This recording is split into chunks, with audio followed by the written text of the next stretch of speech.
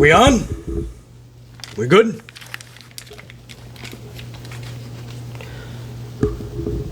My amplified unit.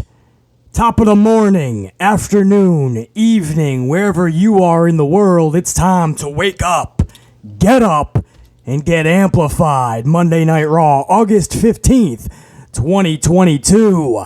Matt Riddle returns.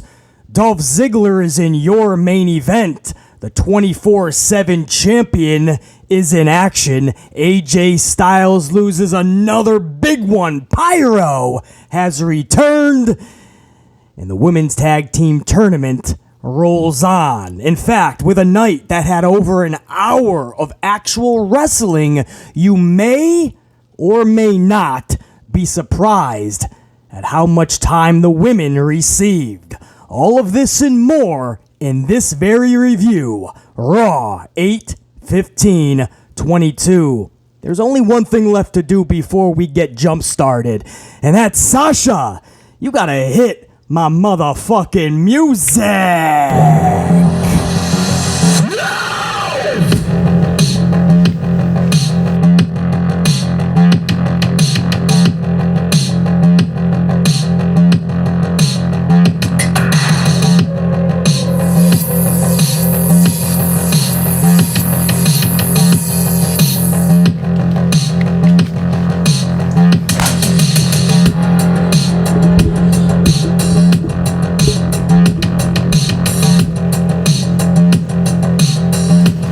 Salud.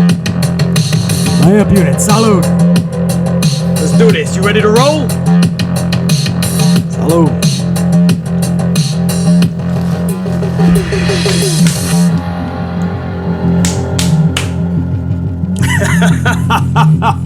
Cardio day, man. We didn't hit the gym yet.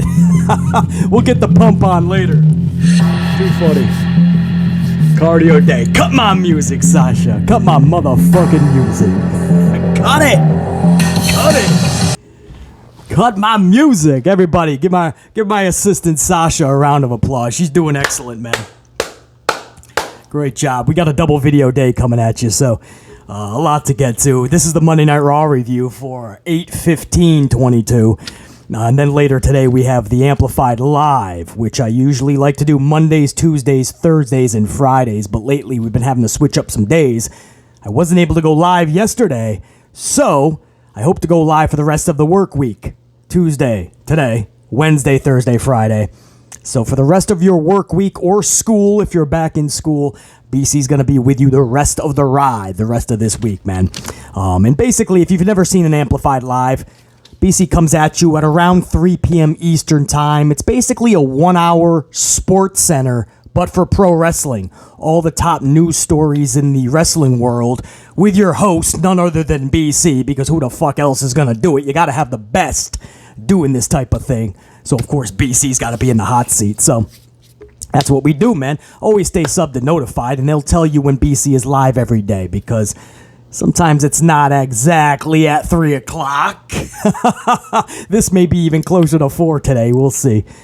But that's something we're going to do for the rest of the week. Tuesday, Wednesday, Thursday, Friday, man. 3 p.m. Eastern Time-ish.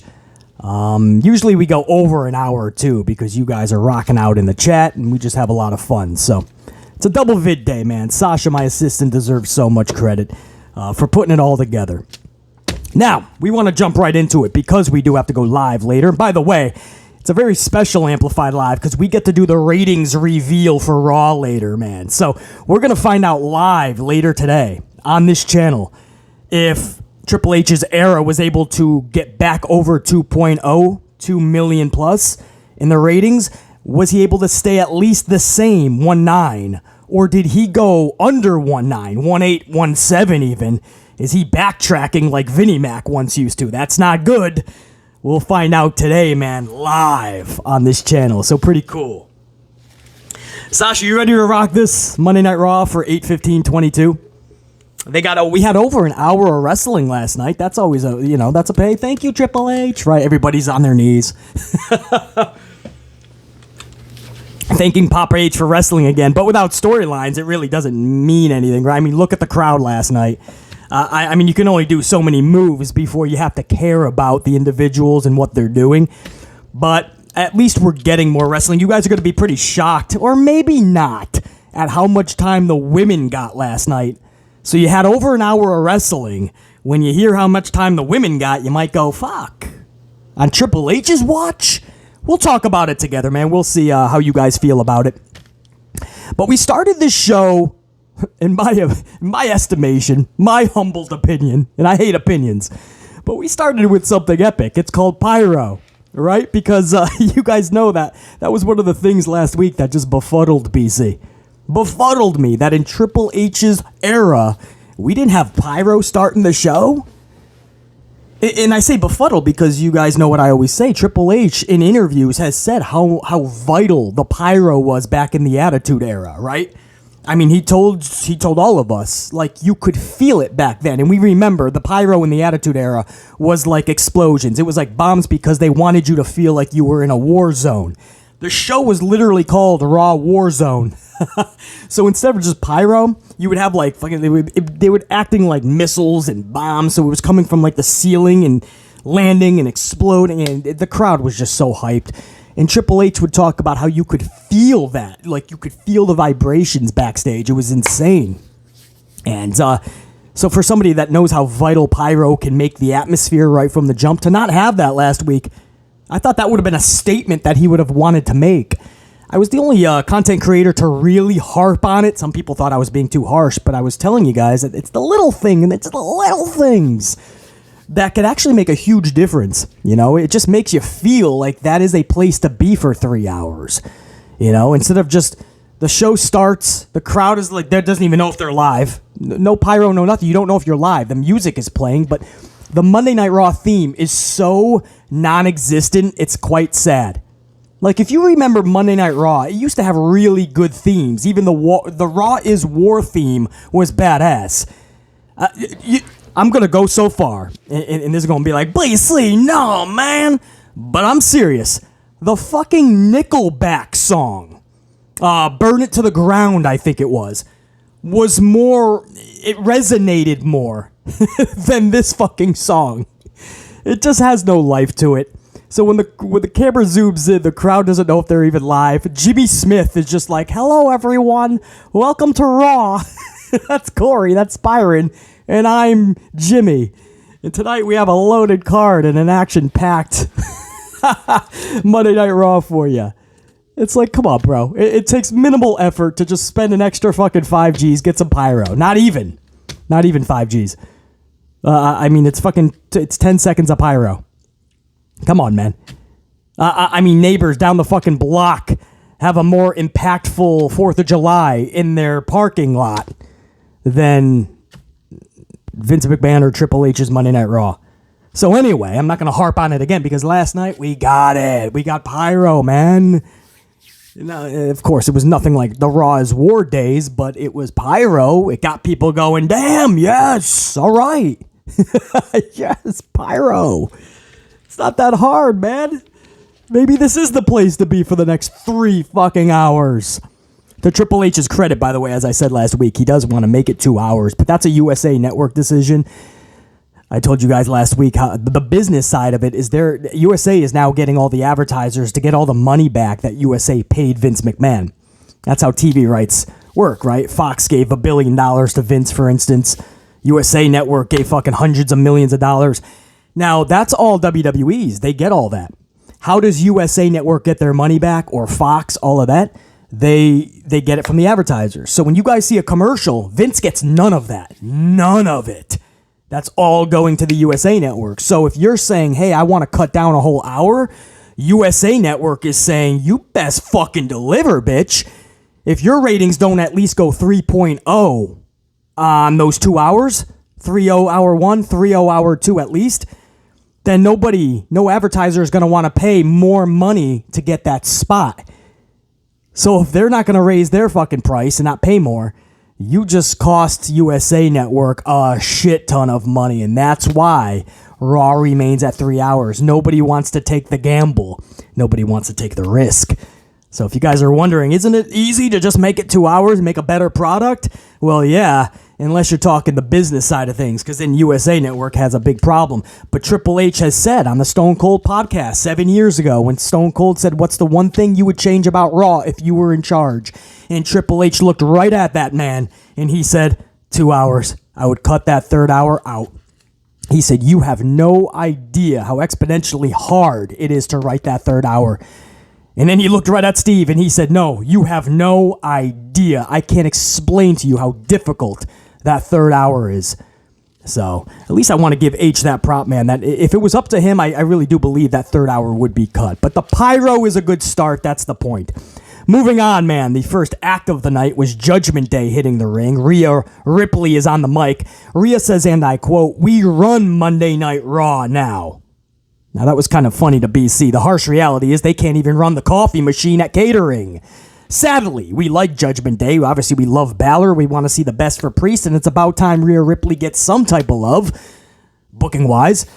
But if you're going to talk booking-wise, hasn't been a bed of roses for this group. In fact, they've been pretty much Jobber Squad personified. I hope that changes. I hope in the future we give a fuck about these three again. But, or for Rhea, finally. Balor we once did on a couple occasions, and they seem to have done everything to ruin him. He joins Judgment Day, he leads them, it looks like, and it looks like they're going to be something special.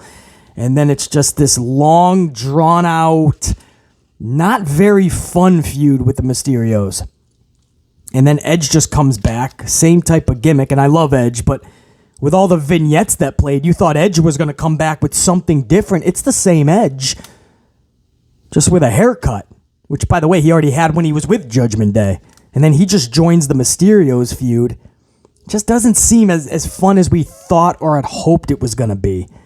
So when Rhea said, we run Monday Night Raw now, I'm going, wow. Well, I know the bar has been low for 10 years, but again, as I stated before, they're not even running the coffee machine at catering. Speaking of, it's so early right now because it's a double vid day. This is going to be just a straight video. The coffee bar is currently closed, so we're doing an actual Dunkin' from down the block. So thank you to Stacy, who made this fucking awesome coffee for BC this morning. Coffee bar will be open for the live stream in a few hours on this channel. Amplified Live later today. That coffee bar will be rocking, will be fully amplified. But for Judgment Day, they're not even running that coffee machine at catering, man. So I don't know what Rhea is smoking. Maybe she's backstage with Matt Riddle a few hours too long before the shows, but you ain't running Raw yet, kid. Damian then says he and Edge will have a one-on-one match next week in Toronto. No Judgment Day will be involved. So he wants him to know that he's going to beat him fair and square. And he also says he's going to retire Edge next week in Toronto. Ooh, big words, Damian. We'll see. Rey Mysterio jumps the Judgment Day mid-promo. With the numbers game 3-1, I'm not really sure what Ray was trying to accomplish. He went out there, guns a-blazing, barreling down, though, hoping that he was going to make a change. But no, he got beat up pretty good by the Judgment Day. Rhea Ripley was getting the best of him. Kept kind of blocking him every time he went to go for Damian or Balor, and Ray didn't know if he should take out Rhea. Obviously, Ray did not see enough Chris Jericho footage back in the day. Jericho would knock you out. It doesn't matter, man. Man, woman, it didn't matter. Jericho, remember what he did with China, dude, and Vince actually got upset because he actually decked China, and China was like, what the fuck, dude? And didn't Jericho actually, accidentally, but Jericho just he treats everybody the same. I love it, man. He's just, but he was a little too harsh on Shawn Michaels' wife. Do you guys remember that storyline? That's when we had storylines. But he was supposed to take out the wife of Michaels, and I think he really decked her, gave her a shiner and everything, man. So anyway, Ray's got to catch up on his Chris Jericho footage. But Rhea and Priest put a steel chair on top of Rey, and then Balor hits a coup de grace on top of the chair, on top of Ray. So we immediately go to commercial with Ray driving. Where's he driving to? He's thriving, not driving. Thriving in pain, not driving in pain. He wasn't driving anywhere. He was down and out. Medical staff, referees trying to bring him back to life. Driving? It's early, Sasha. I know. She's laughing at me over there. Well, He was thriving in pain, and that pretty much sent us right. Not pretty much, it did. It sent us right to commercial, and here we go. I mean, it's a 3-hour show. I got Pyro. Beggars can't be choosers. I'm happy with that. But man, I was hoping for a much more impactful first segment. We're still just doing this Judgment Day Rey Mysterio thing. Long-term storytelling, basically, is what they tell me. All right, I love long-term storytelling. I grew up in the fucking 80s, 90s, and that's when stories were prevalent, right? And back then, you only had 4 pay-per-views a year. Royal Rumble, WrestleMania, SummerSlam, Survivor Series. So you had 3 months to build storylines between every pay-per-view. So I grew up in the storyline, the long-term storytelling eras. All I ask is that I give a fuck, though, man. I don't know how you guys feel. This Judgment Day Mysterios thing is just not going anywhere. If you feel differently, awesome. I'm not even going to shit on it. Different strokes for different folks. It's all in the eye of the beholder. BC was not that intrigued with the opening. The Pyro meant more to me than the entire first 15-minute Judgment Day Mysterio segment. Moving on, Women's Tag Team Title Tournament. Asuka and Alexa Bliss versus A.S.H and Doudrop. Match time clocked in just over 8 minutes long. Asuka taps out Doudrop, and post-match, Bayley, Io, and Dakota hit the top of the ramp, and they yell at Asuka and Alexa. I think Bianca was down there, too. Bianca went down there, maybe was on commentary or just around ringside. I forgot. Bianca was down there, though. Looking all sorts of beautiful, as she always does. And I think all 6 ladies were just yelling at each other at the top of the ramp because they're going to face each other at Clash at the Castle in a few weeks. So, all right. I mean, that's the best you got. And then you say, well, no, don't worry, BC. Dakota Kai had a match later, so you're going to see more Bayley, Io, Dakota. Not so fast. Wait till you hear about the match time and what happened immediately after the match. This is what I mean. You got to be careful. We were so hyped at SummerSlam, man. BC so hyped, all of you guys, most of you guys, when you saw Dakota, Io, and Bayley all come back, return at SummerSlam. Or Io showing up to the main roster, Bayley and Dakota returning. And we were so hyped, and we were hoping to have something really special. And from the jump, they were just thrusted into a 6-woman tag, which I was hoping was not just going to be the case. I saw 3 ladies, and I'm like, I know we're going to see a shit ton of 6-woman tags, but I hope it's not just that, and I hope they don't go right into it. Immediately, 6-woman tags set for Clash, and they're just starting to not be as prevalent as we were hoping. Last night, it's not the best way to utilize Bayley, Io, and Dakota, man. So that was one of 2 different times that they were out in the arena. That was one time they went to the top of the arena, the top of the ramp, and they just yelled at Bianca, Asuka, and Alexa. And then later in the night, a Dakota match that you probably already forgot about it because that's how forgettable it was. But we're going to talk about it. And these are 3 ladies that I really do adore. One of my favorite wrestlers in the world, female-wise, aside from Sasha, is Io Shirai. Now Io Sky. Dakota Kai, I am super ultra epically high on. And Bayley, ever since she turned heel, I became a fan. So I'm so high on these ladies. I want the best for them. I just see their booking. It started so high at SummerSlam, and it's like slowly every week starts to lose some stock, some credit. I hope Triple H notices that, and next week really starts to up the ante as we go a couple of weeks away from Clash at the Castle. Champa and Miz then defeat Ali and Cedric in a 10-minute match. Finish was pretty cool. Champa hits a drop kick to Ali in the middle of the 450. It was a little off, but fuck it. Still pretty cool to see. Ciampa follows it up with a fairy tale ending, and Ciampa and Miz collect the W. The crowd couldn't give 2 fucks. And I'm not surprised. Bangers will only take you so far. Your audience does have to care. I mean, you haven't made Ali or Cedric relevant in years. We're still trying to make Ciampa relevant, and I don't know if Miz ever was, and I like Miz. I do. But it just has never really connected with everybody. So you're talking about a 10-minute match where we get to see moves, we get to see wrestling. That's the plus. The negative is, if you looked at that crowd, I don't think anybody gave a fuck. Hour number 2 starts with Drew McIntyre. Yes, he is a SmackDown wrestler, so clearly the Triple H era isn't much different than the VKM era in terms of the brand split, because there continues to be none. Nobody cares. Sasha's laughing over that. Nobody cares about the brand split. Triple H doesn't. I mean, right, that was one of the things. Triple H is gonna fucking either adhere to the brand split or just say it's done. No, it's the same thing. Drew went into the middle ring and he goes, I bet you're all wondering why I'm here. I'm here because I want to scope the talent after I win the championship. I'm going to be taking on anybody and everybody, and I'm here to scout the talent. Everybody's going to get a Claymore. 1, 2, maybe it's going to be a Claymore party. You never know when a Claymore party is going to hit. So Drew's out there. I can't stand when the brand split means nothing. Either you have it or you don't. If you want to end it, that's cool. But fucking, like, give a definitive ending to the brand split. Just say it's over and have Raw over on SmackDown, SmackDown over on Raw, and let's get some storylines going. But if you're going to have this half-ass brand split and then every other fucking house show, everybody's there. So if you show up to a house show, you're like, wow, it's both brands. Is it over? And then you tune in Raw and you got SmackDown talent. You tune in on SmackDown, you got Raw talent. I mean, which is it, bro? Because the casual fan is confused to fucking Neverland. Confused to Neverland. They'll never get it. And when you confuse your audience, they will not come back half the time.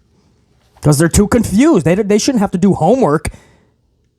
Like, seeing if there's a brand split still. I can't stand it. So Drew shows up. I'm sure they think they have to do it too, because that's the main event at Clash at the Castle. And you only have Friday nights to really sell it. But Roman, forget not working Mondays, even though he's that champion as well. Roman barely works Fridays. So they probably thought that the only way they could sell this thing is to have Drew out there. The whole build to SummerSlam, Brock didn't want to work Mondays or Fridays. Roman didn't want to work Mondays or Fridays. Austin Theory had to sell that whole Brock versus Roman SummerSlam match. Austin Theory put that storyline on his back. Storyline I use in quotes. That wasn't really even a story. The story was all their history. They had a better story going into WrestleMania. But anyway, that was pretty much the deal on that. I'm sure they only think Drew is the only one that can fucking remind people that match is coming up at the Clash. Anyway, Kevin Owens interrupts, hitting the ring, and he proceeds to cut a masterful promo. Masterful. Talking about Drew not knowing who his identity is, not knowing who he is. Sometimes he comes down in a kilt, sometimes he comes down with a sword, sometimes both. Doesn't know which brand he's on. He talks in this deep voice trying to be a fucking badass. But that's not who Drew is. So Kevin Owens, he laid into him. He's like, but me? I know exactly who I am. I am the prize fighter. In the past few years, I started just goofing around. I started enjoying myself too much, getting too comfortable in this company. But no, not anymore. I remembered who I was as I was coming into this arena, DC. I was reminded of the match that I had with Sami Zayn and what we did and how special it was. They still talk about it to this day. That's who Kevin Owens is, and it's about damn time, high tide, that I fucking go back to that. And by this point, he's face to face with Drew. So Drew says, enough. I let you say your piece. And then Drew goes off, man. And Drew responds with equal, if not even more passion. He says, I don't care if you're a prize fighter, a sports entertainer, a superstar. We're wrestlers in a wrestling ring. Let's wrestle. And Owens accepts. We go to a commercial. When we come back from break, sure enough, the match is actually on. 15-minute match. Felt like it was 25 minutes. Really good. You would have thought a title was on the line and we were at WrestleMania. There's a few times in this match where you kind of got lost in it. It was really good. It shows you. That's why I say, when you have people in there that we give a shit about, and you set it up properly, we can actually care, right? Well, Kevin Owens, we've always cared about. Booking has always been shit, for the most part. McIntyre, we love McIntyre. Booking's been pretty shitty. Even when he was at the top of the top, it was shitty booking. When he had a championship, he had shitty booking. But we still care. We love those dudes. And when you set it up the way they did with such an amplified, passionate promo, go to commercial and come back and now it's on, it gives another layer of giving a fuck. So that's just a small example of what I mean. And the crowd, it took them a little bit. They were a little into it at first. The match kind of grew on. Around minute 7 or 8, you were losing some of them. But after the 11-minute mark, I mean, everybody was like, all right, this is good shit. McIntyre kicks out of a frog splash moonsault combo. That was a pretty cool spot. Owens then kicks out of a white noise moments later from the second rope. Also pretty badass. The Usos would hit the ring late, causing a DQ on Owens. So Drew would win this match. You knew it was going to be a fuck finish. I actually thought it was going to be Sami Zayn, not the Usos, because Owens set it up pretty perfectly earlier when he said that me and Sammy put on that fucking banger years ago.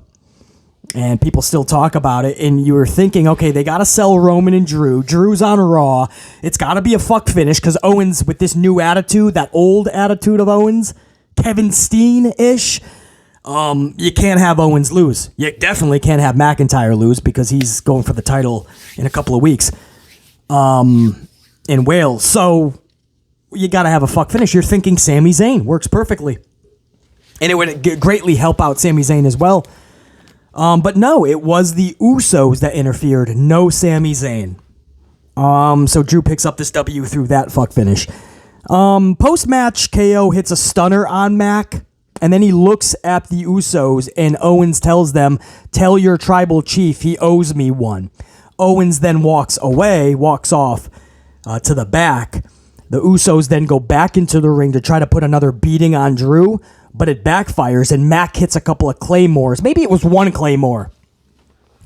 Maybe only Jimmy or Jay got hit, and then the other dragged the other one. I don't know. Claymores were hit, and the segment ends with Drew McIntyre yelling down at the Usos. Tell Roman I'm going to get the titles, and it's going to be over. Claymore party is coming for him. And that was that. So here's the thing. Okay, Drew... It's so weird. It's like they try to do the whole cake is trying to be eaten one sitting, right? It's like it's one person and they have a cake that's like the party size. You know, it's a whole fucking sheet cake and you're trying to eat it. One person in one sitting. No, motherfucker. Eat a piece, 2, 3 if you gotta, but save some of that shit. You know, you gotta let it draw out. They tried to do it all in one match. I mean... Owens and McIntyre putting on a good match. You got the fuck finish. The Uso. It's 3-on-1, guys. It's 3-on-1. McIntyre should not be getting up. Instead, Owens just leaves thinking the job's done. Still 2-on-1. The Usos get the fucking shit kicked out of them. Who wins here? Who's booked? I don't understand. Owens lost the match. McIntyre got beat up pretty bad. Then McIntyre looked like a hero. Usos did an ass whooping, and then they got their asses whooped. It's like everybody... That's the definition of 50-50 booking, not just wins and losses, but in the same fucking thing. You're looking strong, then really weak, then strong again, then weak, and then... I don't know what that's doing for your tag title holders, making the Usos look like fucking chumps. They showed up to Monday Night Raw to get beat up and ran away when it was 3-on-1. I mean, these are concerns. You say it's not a big deal, BC. To you, it's not. The Usos are one of my favorite tag teams. You can't do that shit. It made them look so stupid. If you're going to do the beatdown, do the beatdown. You got the fuck finish. I'm cool with it. Owens delivers a message, walks off. The Usos put some damage on via the orders of the tribal chief. On the island of relevancy, Roman Reigns. Instead, the fucking everything backfires and McIntyre is just looking down at him like, ha ha, good try, bitches. You say, BC, they gotta make Drew look strong. Not at the expense of the Usos. They got 4 titles around 2 people, man. 2 sets of titles. They're unified, undisputed tag champions. Does that not matter in this company? Evidently not. Seth Rollins is in the middle of the ring. Seth Rollins sporting... we always say this, right? He's got Becky Lynch's... He raids Becky's wardrobe, Rebecca Quinn. And then he just comes... But last night, that top, that was literally... I think I saw Rebecca Quinn. I think I saw Becky Lynch wear that several times. He was legit wearing Becky's top. I have no idea. I love Rollins. Rollins is good, though, man. He's always funny. Rollins is in the middle of the ring. Matt Riddle is up on the Tron for his return to WWE. He's been gone for a few weeks. The two go back and forth. Riddle says, I'm medically cleared, and the next time I see you, Seth, it's on. So Seth says, oh, no, it's on? Like it was at MSG or SummerSlam. Every time you tell me it's on, I end up fucking bashing you, bro. So Rollins says, I wish you were here right now. I'd beat you down again. So Riddle says, I'm glad you said that, bro, because I'm here, and I'm about to hit the ring right now. And Matt Riddle storms to the ring. He gets in there. They start beating each other up a little bit, go through the crowd. Rollins runs away, and Riddle gives chase. All right. You know what I mean? Again, can we do better, man? Is there a better storyline that can be told? Other than they're just going to beat each other up and then run away, and he's going to chase them, right? This is what I want. You say, BC, it's still young in the Triple H era. Give it some time. Well, I have no choice. Of course I'm going to give it time. I don't have really choice, do I? For 10 years, the product's been so fucking bad as it is. I'll take the little changes, and I know it's going to take time for a lot of this, but these are things that, no. Riddle, Rollins, backstage with 617 writers, and Triple H knowing what has to be done, you just think of a fun story, a fun segment. I don't see how that's the best they have on a billion-dollar conglomerate company. We'll have Rollins middle of the ring. Riddle will be up on the Tron for his return. They'll say some stuff. Riddle will go to the ring. Rollins will run away. Riddle will chase him. I mean, that's the best. The best. I don't think so, guys. So it takes time, BC. Does not work in this case. It literally just takes a moment of care. Right? If I'm H, or I'll ask Riddle and Rollins real quick. If I only got 3 minutes, right? H is a busy man. Don't even need the 617 writers. Don't need Brewster for Pritchard. I don't need anybody. If H just has 2-3 minutes, what do you guys want to do? What would be fun for you, man? What do you want to do? You want to start in a parking lot? Rollins fucking jumps Riddle when he gets here, and then we do something cool out there. What do you want to do? Oh, you do want to do it in the... Okay, well, what do you want to do? You want to just have an open mic and really just rock each other and shock us with the mic work, and then we do a fucking pull apart? I don't know, man. I do know. If I was... I got like 20 different things I could have done for these two last night, and that's what we got. It just doesn't pique my interest. If it does for you, again, that's fine. But I don't know how you can go, Beasley, man, you're asking a lot, dude. I'm not. I'm asking for the bare minimum. I'm seeing a lot of the same stuff that I saw the last 10 years. It doesn't take 6 months to change this. This is just literally giving them fun segments in a story. It's hilarious when people go, basically, it's going to take time, man. You got to build up Riddle and Rollins. You don't got to build up Rollins and Riddle, bro. They're built. Let's give them fun shit, so it's fun for us. If you really got excited for that Rollins-Riddle segment, come on, bro. More people were buzzing, good word, too, about his 420 bro shirt. I grew up in an area where it was just always corny when people made 420 jokes. Dude, it's 420, man. Take out the pipe, man. Oh, fucking A. I made it a point not to be around my buddies at 420 just so I didn't hear any stupidity. I tell you. Doesn't mean I wasn't doing my own thing around 420, but I wasn't around my people. But anyway, man, Veer Mahaan ends hour number 2. He defeated local indie talent. I think his name was Bo Kendall, not like it matters. This was a straight 2-minute jobber match, and I loved it. I know, if you're new to the channel, you probably think, oh, BC's really going to shit on that segment. Nope.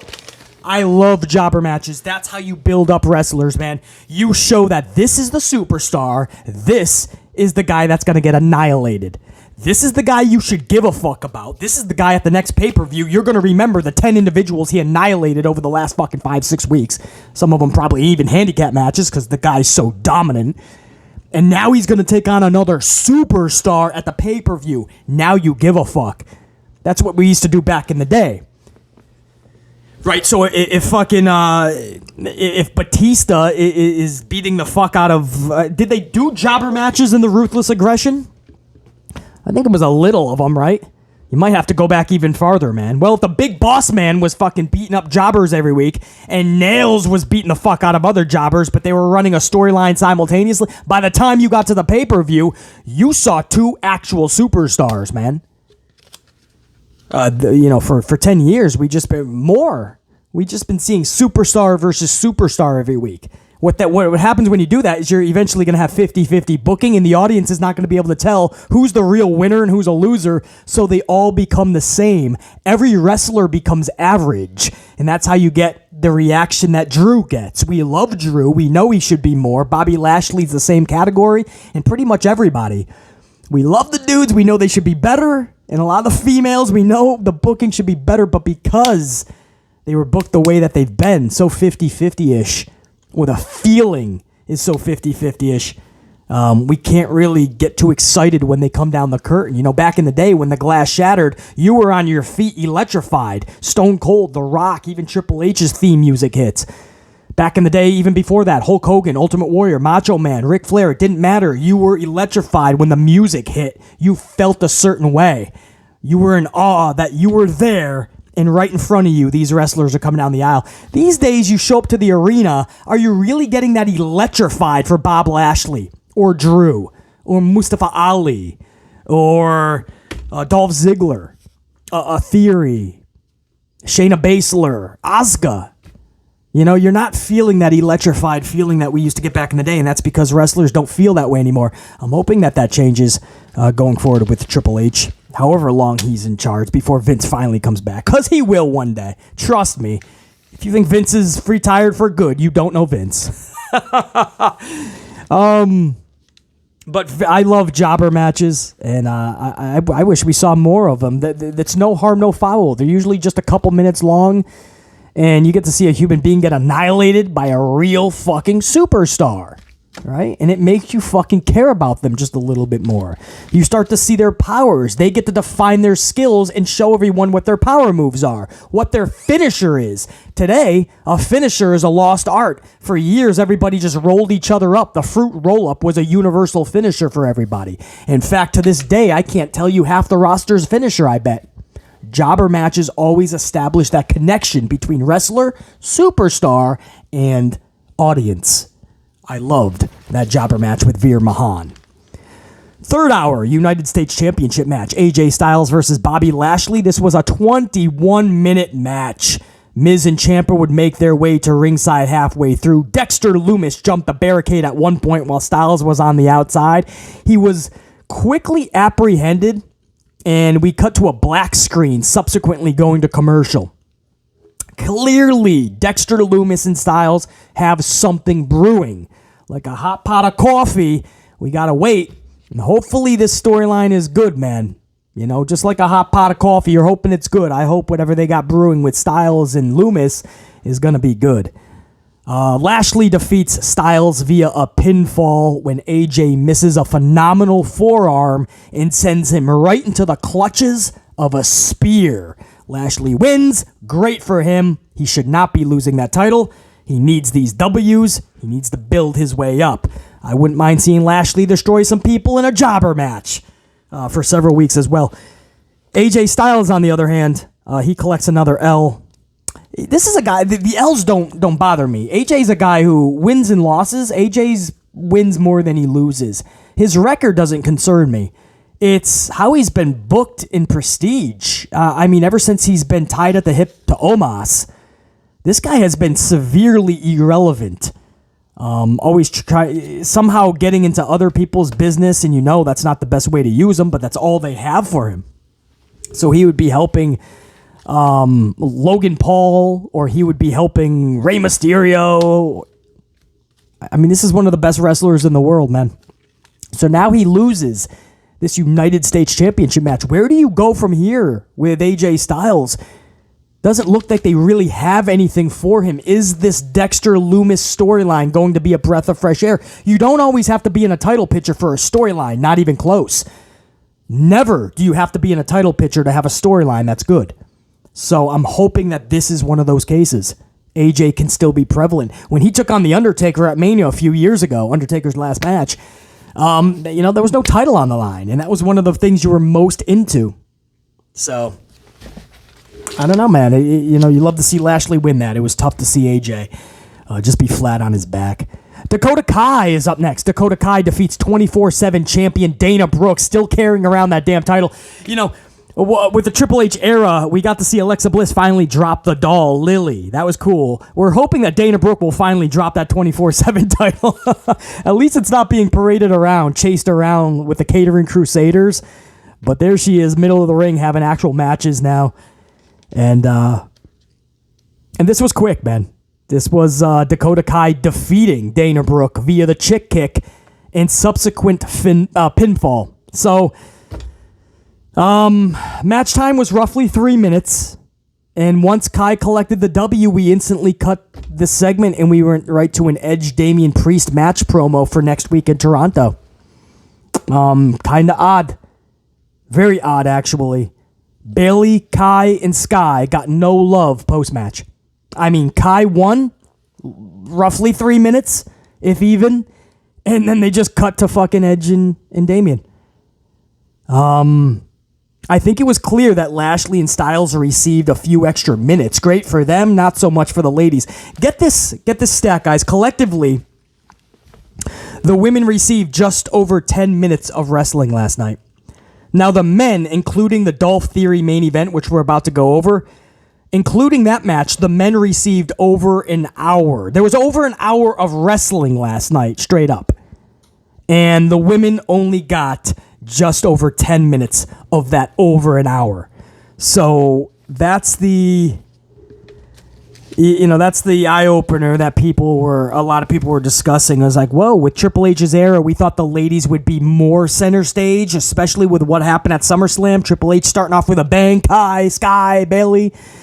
And then we started to see their booking kind of go down a little bit in this weird little 6-woman tag that I'm not sure how many people really give a fuck about.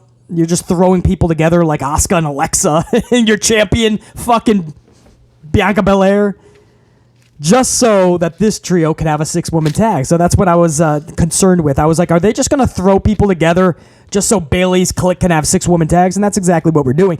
But on top of that, the booking is kind of odd. It's not fun. It's not exciting. Bayley's clique comes out at the top of the night to yell at Bianca, Asuka, and Alexa. And then 2.5 hours later, Dakota has a nearly 3-minute match.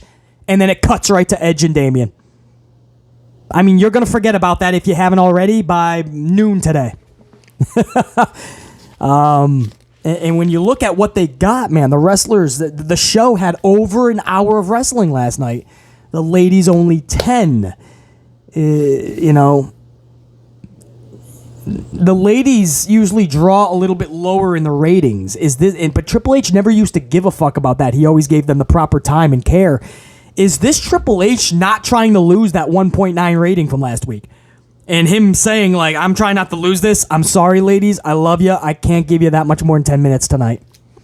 Is that Triple H saying that? Possibly. Maybe he wants to see that go back to 2.0 plus in the ratings. Because it's kind of odd on a Triple H show that you only got 10 minutes. On a show that had over an hour of wrestling, Triple H only had the ladies in there for just over 10. Maybe 11, I think it was. Something like that. Very odd. The main event was Theory versus Dolph Ziggler. That's right. Dolph Ziggler is in your main event on Raw. Right? That had a lot of more people going, the Triple H change era. This is what I mean about Vince is still obviously has his blueprint on the show, guys. He didn't just go into retirement. He's not watching fucking Breaking Bad marathons with Linda on the couch. He's not fucking planning a Walt Disney World vacation. He's not going to Halloween Horror Nights at Universal Studios. No, Vince McMahon has his blueprint, and if you saw the end of the show, you know, man. Because, again, this was Dolph versus Theory. This was a 16-minute match, decent match, crowd not really interested at all. And it's basically because you have two heels, so nobody is quite sure who to cheer for, right? I mean, Dolph is a little bit more of a face because he attacked Theory, but it's still Dolph. He still has those heel overtones. The crowd didn't really know who or what to cheer or even why. The crowd was not sure why that was even the main event. Let's be honest. At a 3-hour show, a couple weeks is Clash, and Theory and Dolph is the main event. Like, that's the payoff to the weird thing that Dolph came back to the main roster for. He came back with his sights set on Theory, and it just ends abruptly on a Raw. It was just weird, man. So that, I'm kind of throwing the crowd a bone. I don't know how excited I would be if I was there live for this main event. It was very anticlimactic. Theory defeats Dolph via pinfall after hitting A-Town down. And then we just end the show, bro. I'm not even joking. Like, Theory's just kind of selfieing, and we end the show. Vince McMahon-esque. That's his new chosen one, Theory. And I wouldn't doubt at all, man, if McMahon told H, this is what you're doing in that show, man. Like the last few weeks, Theory's going mellow back. I want Theory to be dominant. Make sure that Theory is the one that ends that show high and mighty. And that's exactly what happened. That's exactly what Vince would have done to end the show. Nothing climactic, nothing exciting, no cliffhanger. Just Theory winning, Theory selfieing, all smiling and happy with himself, and Vince McMahon getting his rocks off. We go right to the end of the show. So, some good wrestling last night, no doubt. Like I said, over an hour. The match of the night, I guess I would say Lashley Styles. Yep. Yeah, Lashley Styles, I would say. The women didn't. Yeah, the women didn't have a highlight. The women's tag match was a little iffy, and then Dakota just had a 3-minute match. So that was that for that. So obviously the 21-minute United States Championship match, and that bulked it over to over an hour on wrestling time. So the wrestling was good last night, but it's still lacking in the storytelling department big time. And because of that, BC wasn't that excited. I'm not going to sit here and go, wow, did you guys see the changed Raw? No, it's not that changed, but it's in the right direction. And I hope that we can, I sound like a broken record, but I hope we can just get storylines prevalent, man. Storylines, It ended last week pretty good with Dexter Lumis fucking jumping and then all of a sudden this week, it didn't hit the same. Dexter jumps the barricade, and nobody really gave a fuck. And it just ends with Theory. Hoping, man. Habit and hope we tune in. With the Triple H era, we were hoping for a better Raw last night. Even if you guys enjoyed it, that's fine. Better than what we've been getting, you can easily say that. I'll give you that. But, I'm pretty sure we were hoping for a little better. When you think about the whole show, nothing storyline-wise really happened. Nothing. Or nothing that's, captivating, right? Nothing you're at the water cooler at work if you're an adult, or if you're a kid at school, you're fucking talking about, right? Like what are you really doing? What did you see? You see Ciampa hit the drop kick off the 450 and then hit fairy tale ending, Did you see Dakota Kai beat Dana Brooke in 3 minutes? You see Styles lose the U.S. title match? I don't know. What are you really talking about, I don't know if that was one. You see Theory selfieing to end the show? Yeah, man, he did 12 selfies in 6 seconds at one point. It was nuts. I counted. What are you talking about? I don't know what you're talking about. Bailey, Io, and Dakota screaming at Bianca, Asuka, and Alexa? Is that what I don't know what we're really discussing that captivated you, other than maybe Owens and Drew's promo work. That was probably the highlight of the night. Their promo together. That was the match of the night, guys. What am I saying? Match of the night was Owens and, I knew it wasn't Bobby and Styles. I like that match, but it wasn't match of the night. Drew and Owens was match of the night. My bad. Or you may have thought differently. That's in the eye of the beholder. Maybe you did think it was the U.S. title match. But Owens and Drew, easily match of the night. So the wrestling was on par. If you watch the crowd, they didn't really give a fuck about most of it. And that's where you got to put the care. That's where storylines come in. That's where building up the wrestlers comes into place. And then when you get these type of matches, the crowd will care even more. That's why they cared about Owens and Drew. You set that up perfectly with that promo work, man. That wasn't some little fucking bullshit way to set up the match. You believed it because their words were so believable. You were like, this is impromptu, but it's fun. It's not like a holla, holla, holla play, a Teddy Long where he just sets up a fucking match that you saw coming from a mile away. And it was set up pitifully, and it's fucking pathetic, and you have no time for this. No, that was so beautiful. You were like, I'm actually down for this match. So, yeah, that was the highlight. Owens and McIntyre. I guess you would be talking about that. BC Amplify, that's going to be your Raw 8/15/2022 review.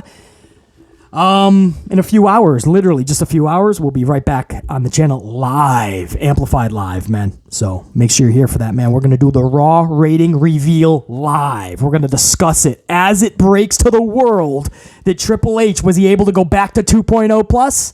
Did he stay at least at 1.9? Or did he lose more viewers?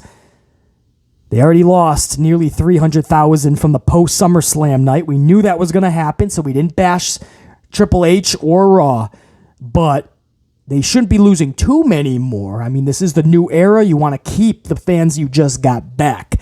We'll find out later today on this very channel with other topics, man. All the top stories in the industry BC's going to discuss. For now, you know what we got to do. We got a piece, beat, feet, and seat. The Amplified, man. Top guy. And I'm fucking out. Think, be, live, amped always. Sasha, do me a favor. Hit my motherfucking music. That's the one. That's the one. That's it. Check you, unit. Salud. Salud.